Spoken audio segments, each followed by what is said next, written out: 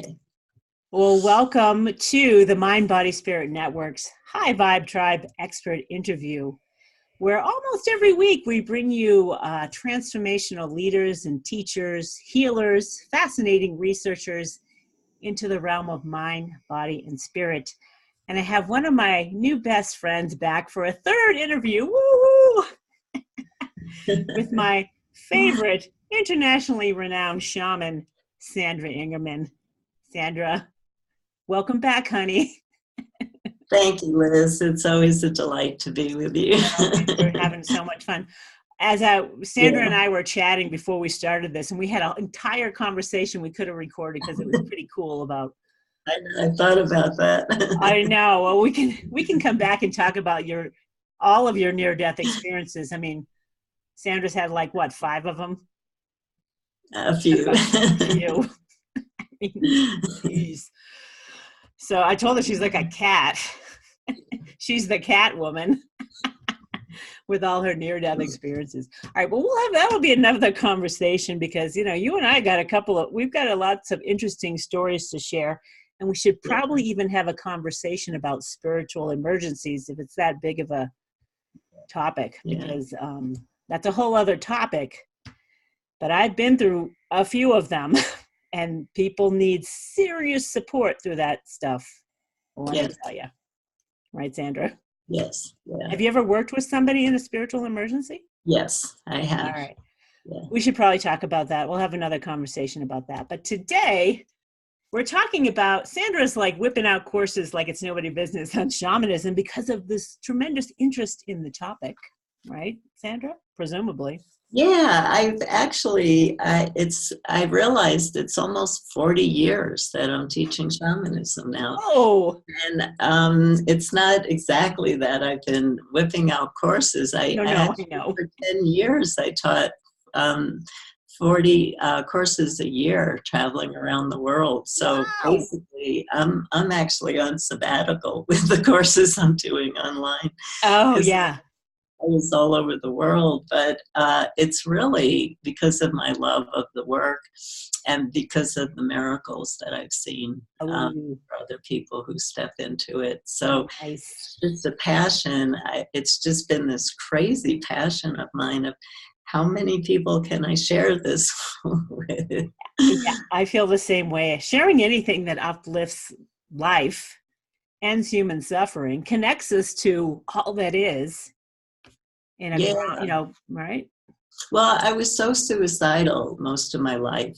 Most of my life. Clearly. I was trying to get out of here. And of course, that's where some of my near-death experiences came from. One I didn't tell you about, Liz, was when I was climbing Mount Shasta, and I almost got killed by what people think was about a 10-ton rock that missed me by about a foot. And the message that Mount Shasta gave me, because Mount Shasta is my power place on earth, because I had been trying to kill myself for most of my life. She said, if you don't want to be here, I'm happy to take you out. Exactly. And so between Mount Shasta and my helping spirits, they were like, just make a choice. We don't even care what you do anymore. Just make a choice. And that was what has brought me so powerfully into shamanism, was once my helping spirit said to me, you must make a choice. And I made a choice to be here. He showed me step by step how to create a happy life for myself. And so, of course, I want to bring people into the practice of shamanic journeying. I went from trying to kill myself on a daily basis to, God, what was the problem? Right. And it was a step by step, but really working closely with my helping spirits, who showed me the path, how to get out of the dark spaces I got stuck in, and how to walk to the light. Nice. Well, all right. So you bring up the topic. Many listeners may or may not know, Sandra, I've already told you that I'm a student of Dr. Hawkins' teachings of consciousness. And I have experienced wanting to die. and wanted to end the life. You know, I wouldn't never felt like I wanted to kill myself, but I'd be like, I'm done. Like you, like, you know, because you're stuck in dark consciousness. That's all it is. No judgment. It's an attractor field that you get stuck in. You don't know any better.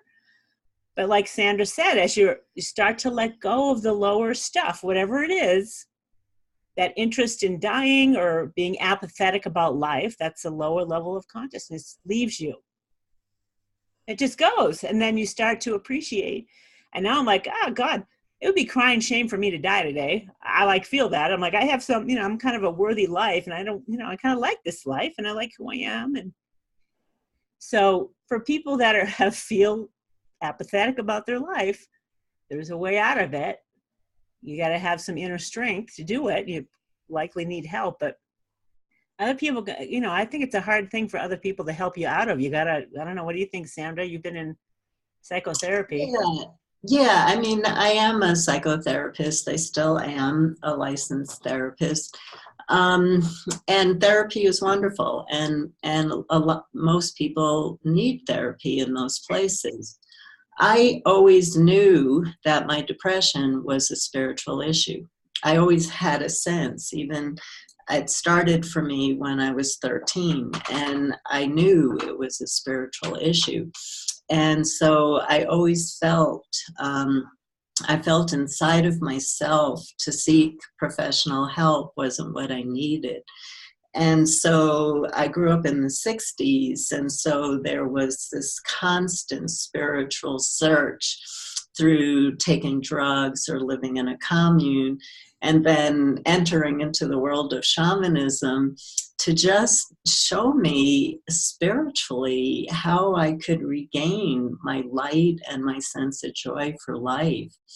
And so I was searching for a really long time to find what that was, knowing that for me, I send most people who talk about depression to psychotherapy.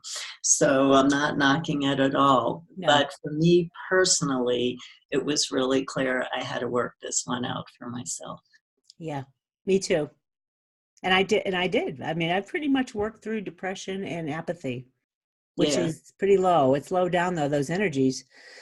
But we all have within us the higher energies that are way more powerful to bring you out of it, right? You just like reach for the higher energies. I'll even acknowledge that they exist within you and let go. When you start letting go of the ones, and I did a whole podcast on letting go of depression, which is, it's kind of a tall order for people that are chronically depressed. But I said, you know what? If you're chronically depressed, it's not going to kill you to be with it and try to let go of it with me. And I talk them through it. I'm like, here's what happened. Here's the depression. It feels like it's going to be there forever. And then I out loud say, I'm willing to let go of the energy of depression, and I'm willing to experience it out right now. Mm-hmm. That energy of willingness and consciousness, it's like, it's here. Doesn't mean anything. It's just in my energy field. It was gone within 10 minutes. Like, yeah, that's great. It was awesome to witness. Yeah. I thought I wasn't going to get anything done. After 10 minutes, I was up and going and working again. Vast contrast from 10 minutes earlier. I'm like, holy crap, that was fast. Yeah. So I kind of encourage people to watch that video, and I'm with them. I'm like, here's what's going on. Here's what I experienced. Here's what you're going to think and feel. And like, if you're chronically depressed, give it a freaking try. Right. Well, you know, that's what my helping spirits did with me, because I got chronically depressed when I was around the age of 13. And I actually got into shamanism when I was 27. I'm going to be 67. So so I was still a baby, you know, when I still am a baby. I met a shaman from Siberia who was in his 90s, and he called himself a baby in the work. So we're all babies in the work. And so I was still just a young kid. I didn't have tools that I have now. I didn't gain the life experience. And so my helping spirits knew that. I was still really young. but I had some really deep spiritual experiences. So they took me by the hand and led me step by step until I got old enough for them to say, okay, you know, we showed you the tools that live inside of you. We didn't do anything that wasn't part of you. We just helped to help you blossom into this lifetime. And now it's your time to do it too. And so people have different relationships with their helping spirits in shamanism, where their helping spirits might come in and guide them out of a dark space, or their helping spirits might just stand by and hold space and keep an anchor while you're in a dark space. So it really depends on your own evolution, where you are. And if the spirits want you to pull up your socks and be strong on your own, or if they go, well, you need a little bit of help, and okay, we're going to take you by your hand and lead you the next step of the way. So the wonderful thing about working with helping spirits in shamanism is that they individualize your lesson plan. So, you know, they're all working with us on different levels, so that they're addressing our own personal needs. Yeah. So it's good to know that I felt fairly abandoned, but you know, I'm unusual. I think it's a rare individual that's going to go through what I've been, and you too. And maybe, you know, some of us come in here to kind of break through limitations, like the morphogenic fields, right, Sandra? Right. Yeah. Like running the what was it, a marathon, or the 4-minute mile was, Roger Bannister broke that record. And so it's kind of like that, like, what can human consciousness break through to? And many of us we all come in to break through something, right? Yeah. And any type of hardship that you overcome is a breakthrough that just builds onto the ancestral, right? It's an ancestral building of breakthroughs, right? Does that sound accurate? Yeah. Yeah, how I've been talking about it recently is that there's all these fields of energy that we walk in and out of in life. Those of you watching this interview, Zoom, Facebook, Twitter, Instagram, they're all fields of energy. Joy is a field of energy. Depression is a field of energy. Illness is a field of energy. So we're always walking in and out of these fields of energy. But like what you're saying, Liz, sometimes we get stuck in a field of energy. And how do we walk out of it, you know, once we're in it and we don't know how to get out? Right. But that is part of evolution of consciousness, is finding that inner strength and that fuel, whether it comes from your intuition or from the help of the helping spirits, to help you break through that field and transform that field forever. Right. Otherwise, it's a walk in the park. You know, sometimes it doesn't have to be a walk in the park. I mean, we're here, like I've had the experience, and maybe you two have had this, Sandra, because we got a lot similar going on. I've been shown, it's either been 2 or 3 times now, I've been shown eternity, sort of. I can't really describe it, but it's kind of like spirit comes in, shows me, brings me through eternity, and it's like incredibly fast.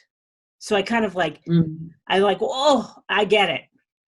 Life is meaningful.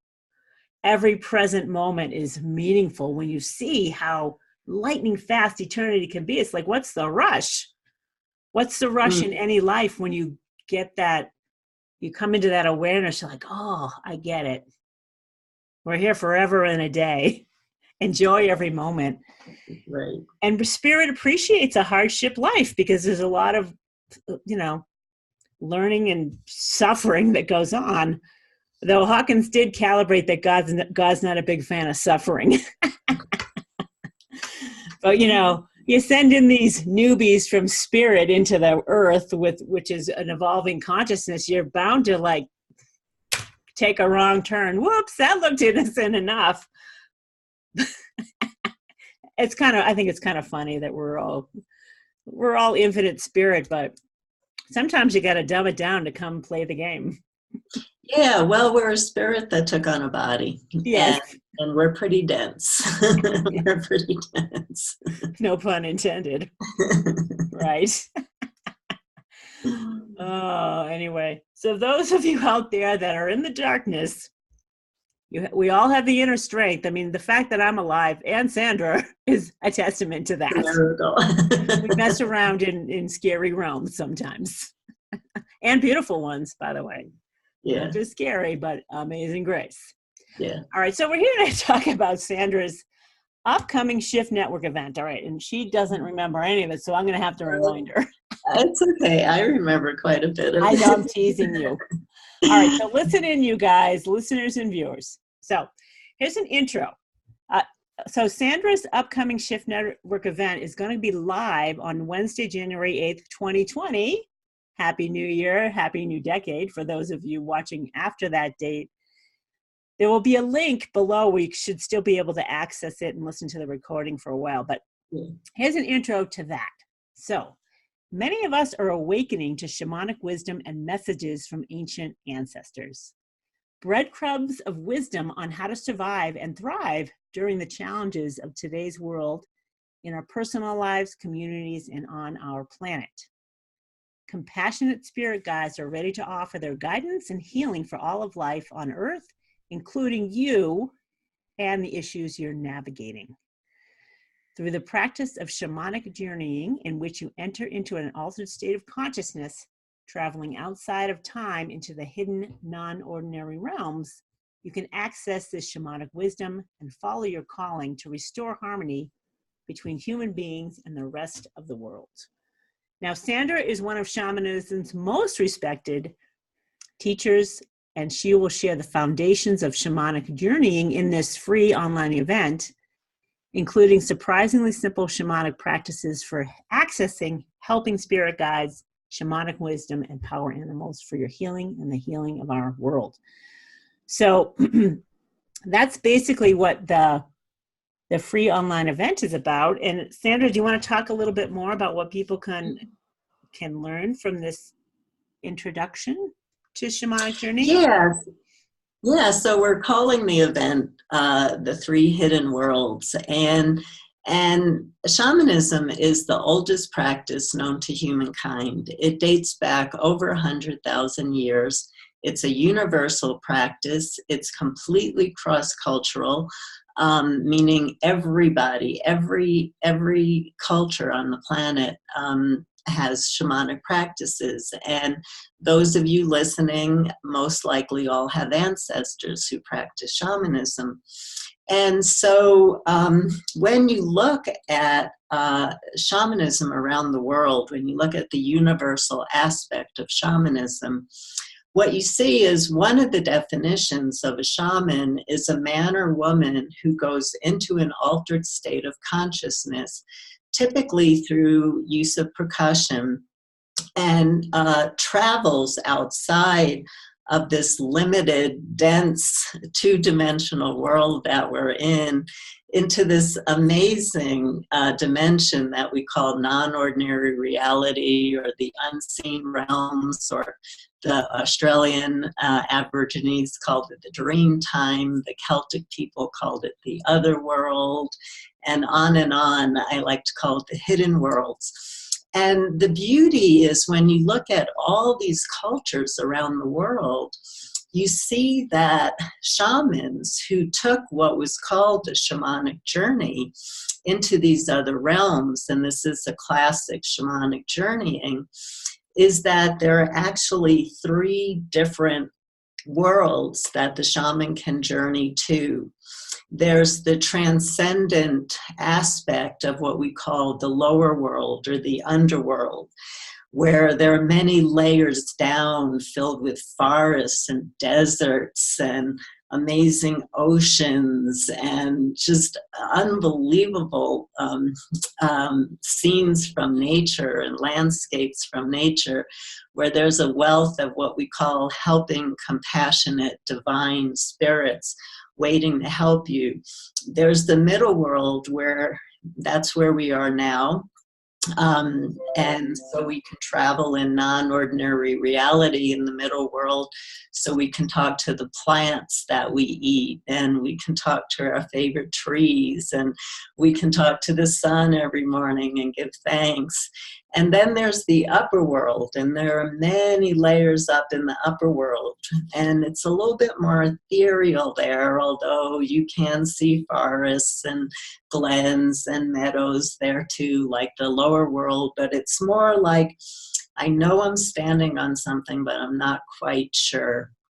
And in all these worlds, there are helping, compassionate spirits who are looking down on the lives of humans and on the rest of life with an amazing amount of compassion, and can provide healing and guidance for us. So in the intro lecture, I'll be talking about the three worlds, as I just shared with you here, the helping, compassionate spirits, and how they gather around us to provide healing for ourselves, for clients, for loved ones, for the planet. And I'll also talk about, how do shamans go into an altered state? What is percussion all about?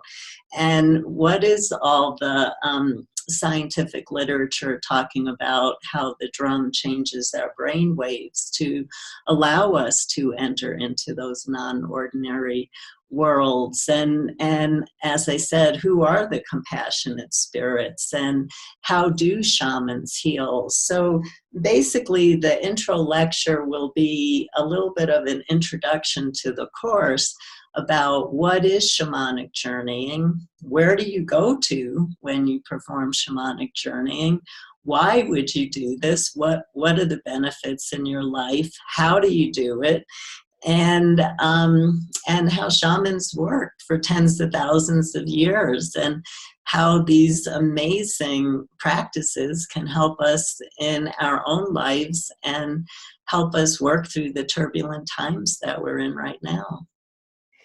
So, Sandra, I think you said this is like your first beginner course into shamanic journeying. Is that accurate? I forget. No, I've actually been teaching this for 40 years, but what I'm noticing, because I'm old enough now and I've been teaching long enough now to watch different populations enter into the practice of shamanism. So when I started teaching close to 40 years ago, it was a real fringe element. I mean, I had doctors and lawyers that came to my workshops, really? but they had a more fringe philosophy. And then I noticed, as I continued teaching, that as people who had no spiritual foundation whatsoever, didn't grow up in the 60s, hadn't had the opportunity to discover the richness of their inner world, their own inner world, and the richness of the non-ordinary realms, I found that people couldn't jump into the work as quickly as those who had more of a spiritual foundation from how they grew up. So, and now what I'm noticing is that that's happening even more and more due to the media, social media.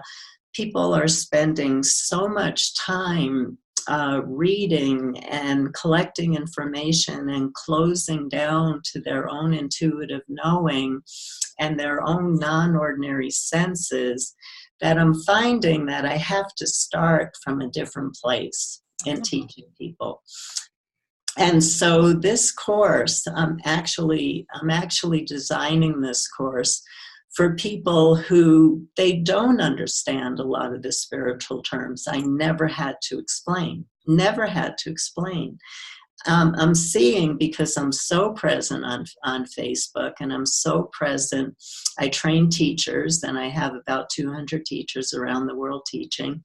So I get to hear the issues that are coming up in introducing shamanic journeying right now in the year 2020, not in the year 1980 or in the year 1990 or in 2000, but now we have a fresh, wonderful just ready to burst into the spiritual realms, but they need definitions and approaches to the work that I never had a gift before, because everybody just knew it. It was a given.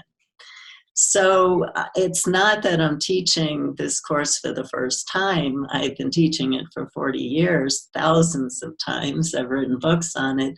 I'm starting from a different place. I'm starting for a population who really wants, okay, let's start from step one.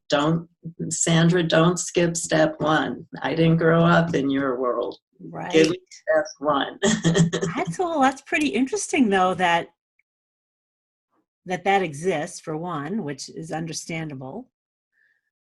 So you have an Evergreen course on shamanic journeying, which is a step beyond what you're talking about now. So we're going to step back to kind of fill in the blanks that people that aren't of our generation can grasp and understand. Right. Okay. Yeah, and what I did with my part one course was I combined two different courses. I combined Shamanic Journeying with Shamanism as a way of life. And I'd like to work with a population who wants to stay focused, because what I found through my experience is when you bring new work to a very new population of people, when you start bringing in too many topics, they get lost. And so I want to more focus on this practice, so I don't lose a lot of people, and I can stay with everybody through the entire practice without bringing in, because I'm from New York, it's how many methods can I teach in 1 hour, you know? Right. And what happens is my students end up passing out, and I just want to make it a little bit easier for them. Well, I'm saying the same thing. You know, you and I are in a world that we know the language. We have these experiences through life and unusual spiritual experiences. That's just, I forget that there's not very many of us that can have this conversation. So we got to kind of like back it up, remember what it was like for us as youngsters or whatever, and, you know, bring it into what's going on now. And an interesting kind of data point from Dr. Hawkins' work on consciousness is that only 2% of the world cares about the truth, which is interesting. Wow. So it's like, I mean, I care about the truth, but I don't even know that I'm in that 2%, because there's still truths about me I'm not willing to accept, so to speak. So we're all working with our own level of consciousness on everything. Right. And where do you have to go to not lose your audience? You know, I kind of look at the map and I'm like, I can't be talking about, I mean, I can talk to you about 540 and above on the map, which is inner joy, you know, enlightenment is up there. I'm like, we're all working with 200 and below, because we're dealing with emotional stuff still, right? We're still dealing with lower level darkness or shadow side of us. So we got to back it way up. You know? Yeah. Well, once I get people to the helping spirits take over. Oh, good.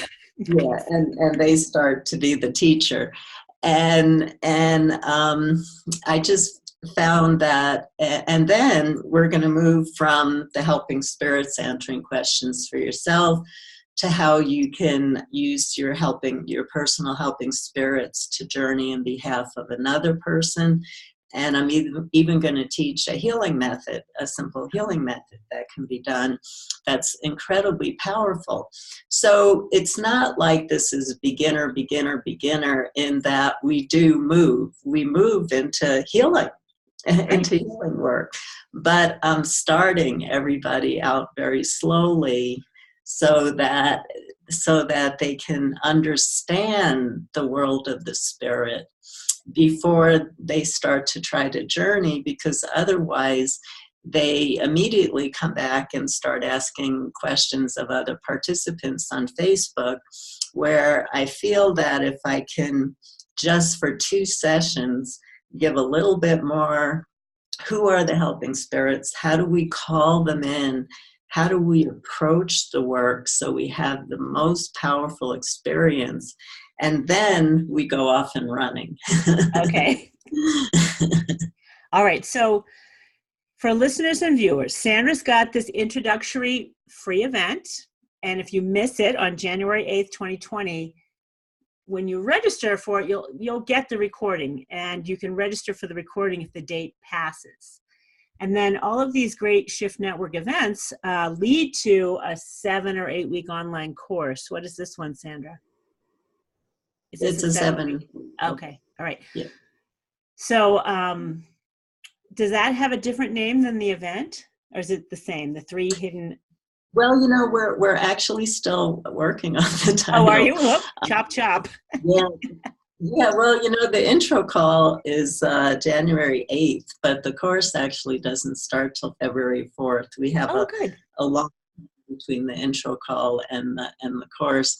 So because of the holidays, we rushed to put everything together for the intro call. And now we're slowly working on little details like what's the actual course being called. Well, it's important. I do a lot of, I test titles a lot, Sandra, in my marketing work for everybody. And it's amazing to see certain titles outperform others. They just do, like by a tremendous amount. So getting the name right is always key. So we're not going to hold you to that one right now. Shift Network, typically I've noticed that their original titles typically outperform ones that I make up. Sometimes they do, sometimes they don't. But for the most part, they're pretty tight on they're good at writing their titles, so they're in good shape. They work really hard on it. They do a great job. So. They have to. When you're spending money to get, to help somebody, you got to tighten everything up so you can continue. So you can register for Sandra's event that leads into the course at the mindbodyspiritnetwork.com/3 hidden worlds. Is that what it is? 3 hidden think realms. The 3 hidden worlds, yeah. 3 hidden worlds. Okay. Yeah. I gotta do this when I get off the phone. 3 hidden worlds. That's how you can register. So the mindbodyspiritnetwork.com/3-hidden-worlds. And if you're viewing this, the link will be showing on the screen. And for listeners, there'll be a link in the podcast and blog post or Facebook, wherever. There'll be links to register for this, and links to some of Sandra's other Shamanic Journeying courses, which is always available at the Mind Body Spirit Network as well. And 2 other interviews I've had with Sandra. We have a good time. We do. And I think we should definitely gather. That spiritual emergency might be worthwhile, since I've been through 24 of them. It's Liz, this is such an important topic. I would love to talk to you about it at some point. We'll schedule that spiritual emergency, which could go into, I know there's a lot of interest in signs of spiritual awakening. That would be helpful to cover that in that. And what was the other one? Near-death experience. You could talk about a lot of those. There's a lot of, Anita Morjani. Yeah. Right. Yeah. She has a very renowned book about dying. It's called Dying to Be Me, where she describes her near-death experience. Sandra's got like 3 or 4 to talk about. So. Yeah, but we had different issues going on. She actually ended up getting cured of her cancer. Right. Experience. Like quickly, yeah. Yeah, that's huge. Huge. No, she's an amazing being. Yeah. Well, 540 on the map of consciousness is the level of miraculous healing. Miraculous healers that energy level is working in healing at that level, which is interesting to know, which is the level of inner joy and unconditional love. And the angels are hanging up there. I'm like, angels, come play with me. Activate that inner healer of mine. All right. We could go on forever, Sandra and I, and we already did. We already spent half an hour before we got on. So, gangs, if you like what's going on here, subscribe to our High Vibe Tribe Radio.com That's our podcast. And on YouTube, we're at highvibetribetv.com. And regardless of if there's any interest, I know based on my research, there's interest in signs of spiritual awakening. And I've always felt, that not many of us have been through what I have been through, and I would not recommend it on my worst enemy. So it'd be a good idea to talk about spiritual emergencies and how people can get help from that. I didn't think there was any, I had no, I'm like, who's going to help me? I'm like, I'm on my own in this one. I could tell to an extent. I got some help, but. Well, and the nice thing about shamanic journeying, just to say this as we're talking about spiritual emergencies, is that shamanic journeying provides the discipline that stops people from going into a spiritual emergency. Ah, good point. Yeah, and so shamanic journeying has been really helpful for people who have entered spiritual emergencies and to keep people from getting ungrounded, because it's such a strong discipline. And so it's actually a very safe way to open into the spiritual realms. Thank you for that input, because that is key. That's what I did not have. I did not have any discipline. I did not have any grounding or awareness of what to do during a spiritual emergency. But discipline, I know, is of higher consciousness, period. Anything of higher consciousness is not in the same energy field as a spiritual emergency. Just isn't. It's a different field. So some sort of practice, spiritual practice, shamanic practice that's shamanism is grounding. Its nature is a grounded existence, right? It's a grounded energy. It's a nature-based practice, right? So it's naturally a grounded practice. You want to connect with that during any type of spiritual work, for sure. Take it from me. I tried to tie myself to the biggest oak tree possible, to no avail. I did my best. Literally, Sandra. That's what I had. I'm like, what am I going to do? When you're in an emergency, it's not the time to look for. It is, but you're kind of beyond it. Right. You got to call in God. Like, God, that's what Dr. Hawkins did. Yeah. He finally said, God, I need your help. And God was right there. Nice. Archangels. You call in archangels, you're asking for the big guns. Yeah. My sister's funny, Sandra. She would love you. All the three of us would have a great time. We're similar. And she does angel therapy, IET, and she works with angel energy. And she was with me through all of this awakening. She was like tuned in and getting messages. She was my spirit helper, translating. And after I went to the loony bin for 3 days. She's like, Liz, you were dealing with the big guns. I'm like, no kidding. You were playing with the bad boys. I'm like, yeah, I know. So it was all funny in hindsight. It was funny. I'm like, I knew it. I'm like, you got to be kidding me. Well, we're really glad you're back. Thank you. Me too. All right, everybody. Thanks for listening to us. Sandra, love you, sweetie pie. I'm coming to come visit you in Santa Fe. Santa Fe. Yeah. Okay, good. We'll play and have fun. And maybe we'll sit out on the porch and do some chit chat, That's right. Yeah. All right. Well, Happy New Year, Liz, and Happy New Year to everybody. Happy Blessings. New Year to everyone as well. Bye. We'll see everyone next week.